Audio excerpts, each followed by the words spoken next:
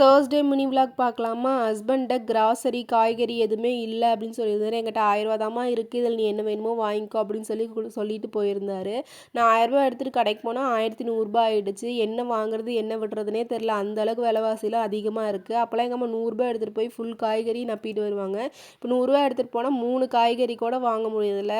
சரின்ட்டு அதெல்லாம் எடுத்து வச்சுட்டு ஈவினிங் ஸ்நாக்ஸ் கொஞ்சமா சாப்பிட்டு, இன்னைக்கு நைட் டின்னருக்கு பூசணிக்காயில தோசை தான் பண்ணியிருந்தேன். ஒரு 3 பீஸ் அளவுக்கு பூசணிக்காய் எடுத்துட்டு அதை நல்லா கட் பண்ணிட்டு, அது கூட 1 கப் ரவை ஆட் பண்ணி நல்லா மையா அரைச்சுக்கோங்க. ஒரு 2, 3 பீஸ் அரைப்படாம இருந்துச்சுன்னா, அது மறுபடியும் போட்டு கூட அரைச்சுக்கோங்க. அப்படி இல்லைன்னா அதை ரிமூவ் பண்ணிட்டு மித்தது மட்டும் எடுத்துக்கோங்க. நல்லா மையா அரைச்சதுக்கப்புறம் நான் 3 கப் அதுக்கு ராகி மாவு ஆட் பண்ணியிருக்கேன். நீங்கள் கோதுமை மாவு கூட ஆட் பண்ணிக்கலாம். தேவையான அளவுக்கு உப்பு ஆட் பண்ணிட்டு, நல்லா தண்ணி ஆட் பண்ணி தோசை மாவு கன்சிஸ்டன்ட்டுக்கு அரைச்சிட்டு, அதுக்கப்புறம் ஒரு 1 ஹவர் விட்டதுக்கப்புறம் நீங்கள் தோசை சுட்டு பார்த்தீங்கன்னா, நல்லா மொறு மொறு மொறுன்னு சூப்பராக வரும்.